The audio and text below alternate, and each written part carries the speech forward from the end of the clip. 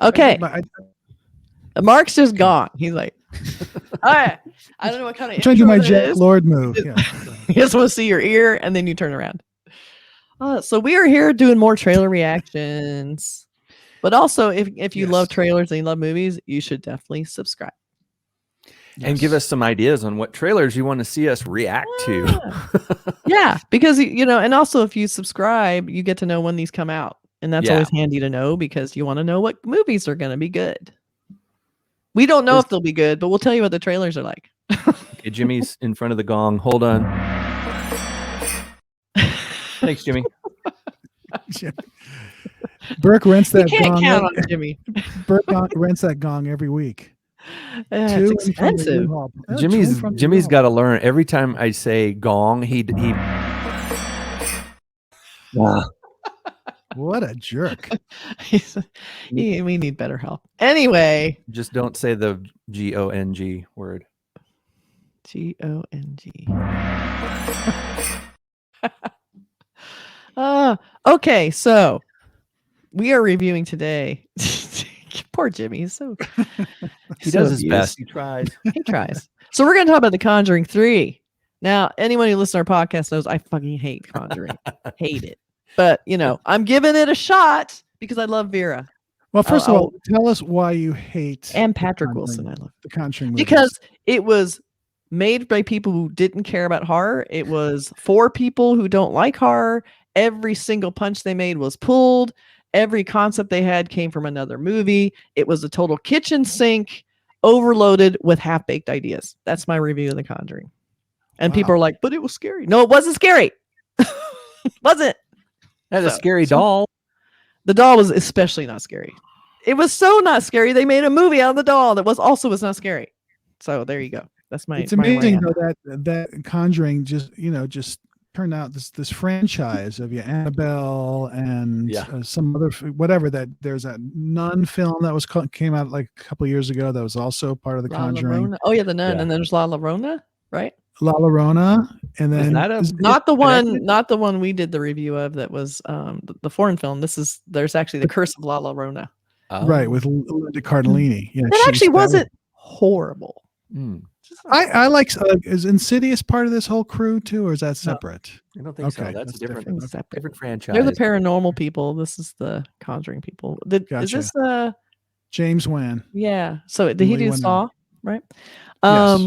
I love the Saw franchise because I like extreme, but this was the opposite of Saw, where they did everything as safe as they could make it.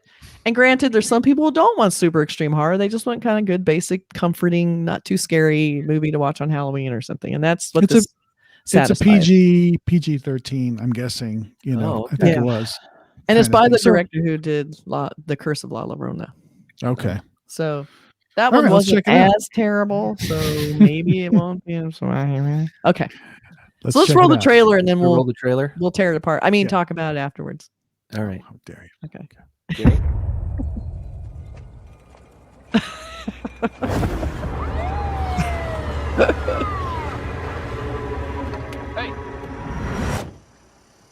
You okay there? Jesus. I think I hurt someone. Yeah, it's a strong start. I'll admit it. All right, let's get started. Residents of Brookfield were shocked this afternoon by the broad daylight murder of Bruno Sauls. The court accepts the existence of God every time a witness swears to tell the truth. I think it's about time they accept the existence of the devil. Whatever is going on, whatever happened that day, that was not Arnie. It's a witch's totem. We think your family was cursed. And that connection's still broken.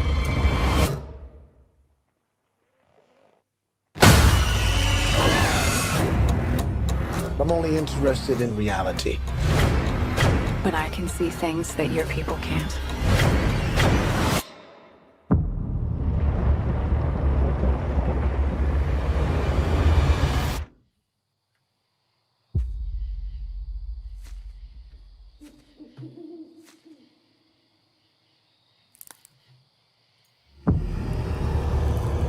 Something terrible happened here. A master Satanist is not an adversary to be taken lightly. She's doing it again. She's reaching out to the darkness. Lorraine, you need to come back. Is saving him worth everything you have? Because that's what it may very well cost.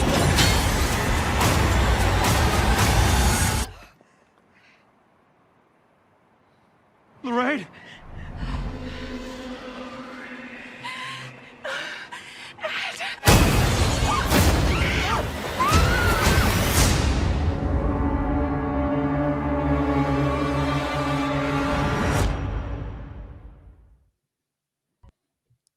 All right. All right. The first thing that I noticed is that there is a character with my last name in it. You know they're going to die With then. a B. And it's about this sort of satanic panic thing in a small town. There's a courthouse in there that looks a lot like the Jonesboro courthouse that we spent a lot of time in front of. And one of the characters' last name was Eccles. Mm. Is that true? Mm-hmm. Interesting. Did we know this going into this trailer? No, I didn't. But there's like there's somebody named Bruno Sauls in there. Oh my God. Somebody's been watching the Paradise Lost movies That's and kind of so pulling names out of it, maybe. I love the idea of making the West Memphis Three case supernatural. Yeah. It needs that.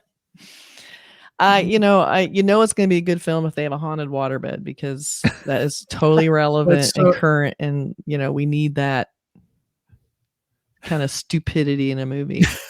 Well, it's that thing again where there's a kid who's looking at, he sees something under there, and there's the quiet, and why doesn't it have a sheet on it?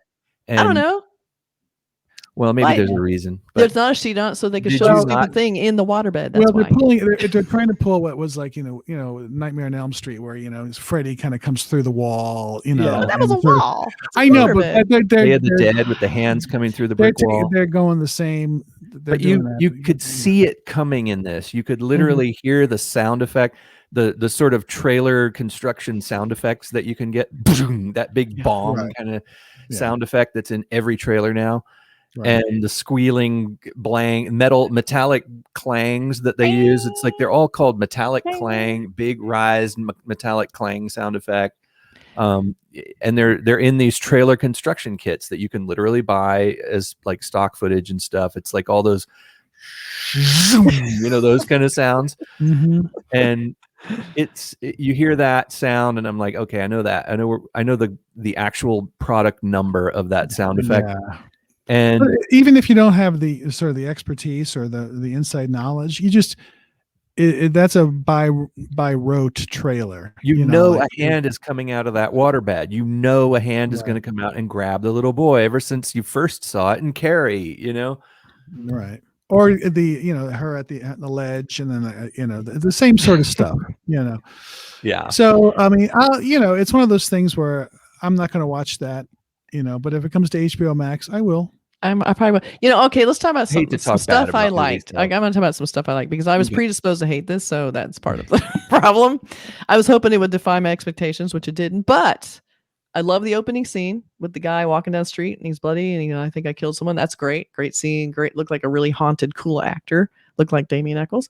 And then I love that there's a quick shot, I think, and I need to verify, of John Noble, who I love from Fringe. So I'm like, okay, they have John Noble in it. It's going to be something. And then the fact that we have Vera and Patrick, I'm at first name basis with them. But I love those actors. I just wish they would give them more to do. But, we have, again, the haunted, the hand coming around the tree, whatever that's supposed to mean. We have, but I did like the little graphics, the little gray graphics, saying possessed or whatever. And, little gray kind of film quality looking type design was kind of cool.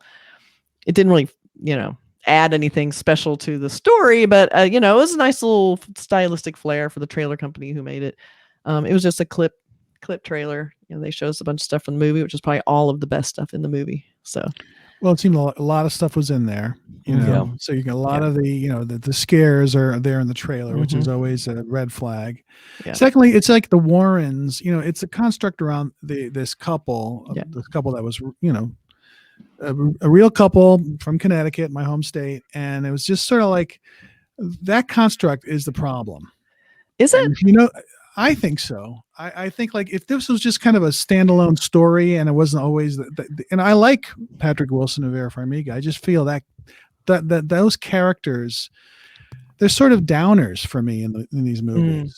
Why are they downers? Because they're real, or because you just don't like the characterization? Because they were based on a real characters, but they were, you know what I mean? They were just kind of not exactly maybe the way they are portrayed in this movie, in these films. I don't think they've quite been turned into horror franchise characters by Yeah. now, and it's like none of these are based on true stories anymore, or are allegedly true. Well, stories. they're never Like, true, but I guess I kind of like the fact they're based on true stories. It's not, I mean, true stories from their files, whatever that means. Right. I like that little added element that it was taken from real stuff, whether they lie or not. Right. Than just a purely fictional ghost story. Like there was something I think gives it a little tiny, and you know, like you said, I've thought the Warrens were already debunked like a million times, which they probably have been. So it's kind of funny to me they take him so seriously. But that's the Conjuring. Maybe that's what it is for me. It's like I just know it's a bunch of bunk, and so if it's going to be bunk, just make them fake characters, and just I'll get into it a little bit more, knowing that it's just a made up people in the show or something. I don't know.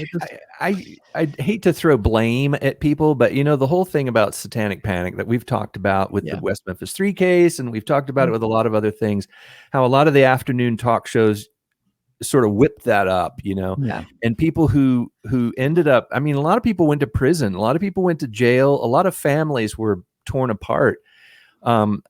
You know, by this whole idea of satanic panic. I mean, this was before Fox News started tearing families apart, but it was like these afternoon talk shows where they were talking about, you know, if your teenager wears black and if he listens to that heavy metal music and if he seems a little bit sullen and detached and blah, blah, blah, and plays Dungeons and Dragons, then and watches horror movies, then he's probably possessed by one of these satanic cults. And that was all over the afternoon you know, television talk shows like, you know, Geraldo and Oprah and Sally Jesse Raphael and all those shows that used to push that idea. And the Warrens were up there with folks like Dale Griffiths, where they were pushing that idea that there are devils and devil worshiping cults, and there's people out there that are possessing the minds of your teenage children, and they helped fuel that. So I kind of have a hard time forgiving them for that. And that's a reason why I don't like these characters,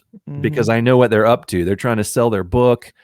And I mean, I read their book. What was it called? The Poltergeist Experience, the first book that they had. And I thought it was really scary and it was cool. And I thought, wow, they're like real ghost hunters. But then as I got older, I realized, you know what, the people with the Amityville horror stories and all these, you know, these things that they're claiming are true, they're trying to sell books.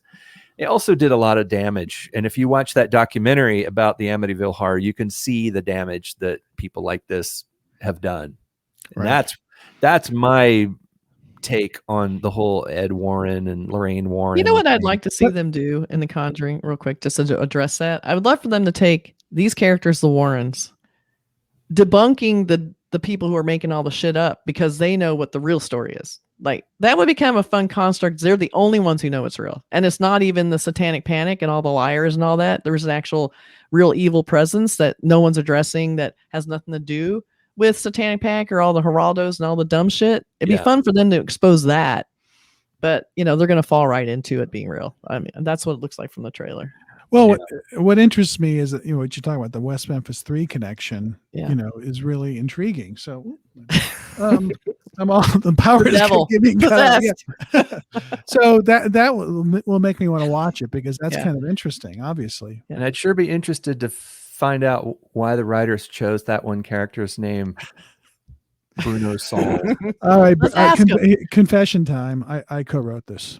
Oh, well, that's great. Can you get us an interview with someone we can ask, like, what the fuck were you thinking? So anyway, that's our review of The Conjuring 3. The trailer for trailer. Yeah, we'll try. I don't know if we'll actually see the movie to review it, but we did review the trailer. I'm gonna watch it. I'll watch it. All right. I'll probably watch it. Like you said, if it's free, I'll just put it on, whatever. Exactly. Fine. Yeah. And don't forget to like and watch and comment us as always. Oh. So is that it? That's it. We're out. Boogie on down the road. Okay. We're going on down the road. All right. Bye, everybody. That Thanks was for fun. watching. Don't possess. The